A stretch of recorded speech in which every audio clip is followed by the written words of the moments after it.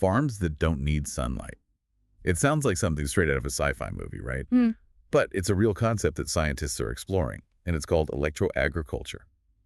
Welcome to the Deep Dive, where we unpack complex topics, and today we're diving deep into the idea of growing food with electricity. Yeah, it's a really fascinating concept, especially since it kind of turns our traditional understanding of plant growth on its head. Photosynthesis, plants Yeah. using sunlight to create energy has been the foundation of agriculture forever. It's like one of the first things we learned in science class. Right, we all saw those diagrams with the sun and the happy little plant, but as it turns out, photosynthesis is actually not very efficient at all. Okay, so how inefficient are we talking? Well, only about 1% of the sunlight that a plant absorbs actually gets turned into plant matter. 1%. Wow, that is surprisingly low. Yeah. So how does electro-agriculture change this? I mean, are we going to start plugging our plants into wall sockets now? Well, not exactly, although I admit the image is kind of funny to picture. Essentially, electro-agriculture completely bypasses the need for sunlight. Instead, it uses electricity and a special carbon compound called acetate to provide the plants with energy. Acetate. Okay, now I'm really curious. What exactly is acetate and where does it come from?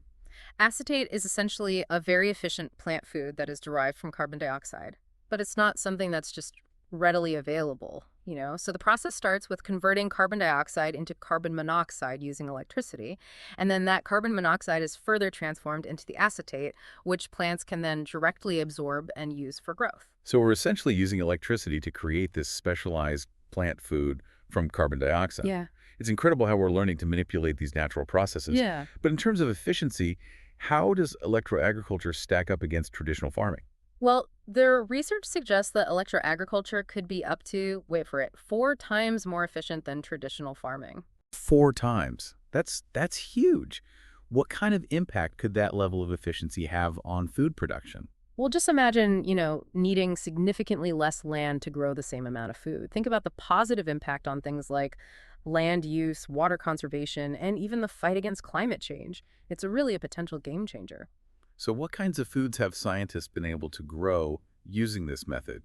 Are we already seeing full-blown electric farms popping up? Well, not full-blown farms just yet, but scientists have already successfully grown things like mushrooms and yeast and algae using electro-agriculture. And they've even had some promising results with crops like tomatoes and lettuce. Electrically grown salads. Okay, that's a little weird. But what about staple crops, like the wheat and rice that make up so much of our diets? Can electro-agriculture work for those types of plants too? That's the next big challenge, for sure. Right now, researchers are working on modifying staple crops like wheat and sweet potatoes to enhance their ability to process acetate. It's a hurdle, but the potential payoff is enormous. I can only imagine what it would be like if our bread and fries came from electrically grown crops. It's definitely a wild concept. Yeah. But for what we've talked about so far, it seems like electro-agriculture has a ton of potential. Are there any downsides or challenges that we should be considering? Of course, there's always another side to the coin. And in this case, I think the biggest challenge is going to be energy demand. Yeah, I can see that. Powering entire farms with electricity is going to require a lot of energy, especially if we're talking about scaling this up. Exactly. We'd need a massive increase in renewable energy production to make this a truly viable solution on a large scale.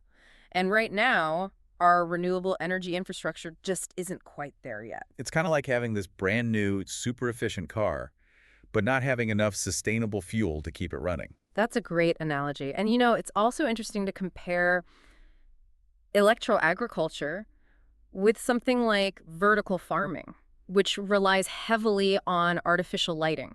It is, isn't it? With vertical farming, you've got those huge energy demands for lighting, whereas electro-agriculture removes that need, but then you've got the energy needed to produce the acetate itself, so it's like a trade-off. So is this something that we're ready for now? Or is it more of a futuristic dream that needs a little more time to develop? Well, it's a really interesting question, and I'm sure our listeners are thinking the same thing. But let's shift gears for a moment. There's another aspect of electro-agriculture that I find particularly exciting, and it has to do with, well, space exploration. Oh, yeah. You know me. The idea of farming on other planets is it's so fascinating. Yeah, it is, isn't it? And earlier we were talking about how acetate is made from carbon dioxide.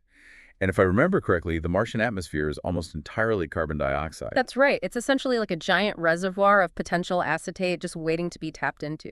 So theoretically, could we use electro-agriculture to grow food on Mars, using the planet's own atmosphere. I mean, the thought of Martian farms running on electricity it's mind-blowing. Yeah, it's definitely within the realm of possibility. And since electro-agriculture doesn't need sunlight, we could potentially cultivate crops underground, shielded from the harsh Martian environment. So instead of those big sprawling fields we see here on Earth, we could have these futuristic underground farms on Mars, glowing with artificial light. I mean, it sounds like something out of a science fiction movie. It's a pretty incredible vision, isn't it? I mean, this technology has the potential to not only transform how we farm here on Earth, but also to open up these whole new possibilities for space exploration and even colonization.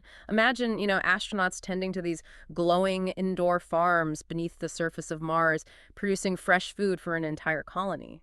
It's really amazing. So we've talked about the science behind electro-agriculture, the way it could change food production, the challenges it faces, and now even its potential for space. It's been quite a journey. It really has.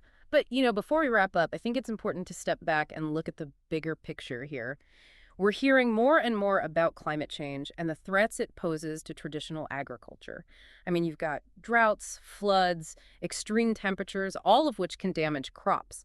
Electro-agriculture offers a way to kind of climate-proof our food supply. We could grow food in controlled environments, independent of those unpredictable weather patterns. Right. We could essentially bring agriculture indoors, which would also mean we could grow food in places that are currently unsuitable for traditional farming, like deserts or even underwater. Exactly. It opens up all these possibilities for where and how we produce food. Just imagine, for instance, vertical farms integrated into urban centers, providing fresh, locally grown produce all year round, no matter what the weather's doing outside. I mean, it could change our cities and make us less dependent on those long, complex supply chains. So it's not just about a new way to grow plants. Yeah. It's about rethinking our relationship with nature, right? Yeah. And finding sustainable solutions to some of the biggest challenges that we face. Exactly. Electro-agriculture seems like it really could be a game changer. Yeah. But where do we go from here? Well, Is this the future of farming, or is it too early to tell? What are your thoughts? Well, it's still early days, but the potential is certainly there. The technology is moving forward quickly, and we're seeing more and more research and investment in this area. Personally, I'm very optimistic about the future of electro-agriculture. After this deep dive, I'm feeling really good about the future of food. Electro-agriculture may sound like science fiction, but it's a real, tangible way to address some of the biggest challenges we're facing on the planet. It really shows how scientific innovation can offer practical solutions, Yeah. And what's really exciting is we're only just beginning to explore what electro-agriculture can do. I know. It's amazing to think that one day we could be eating bread made from electrically grown wheat or having a smoothie made with Martian fruit.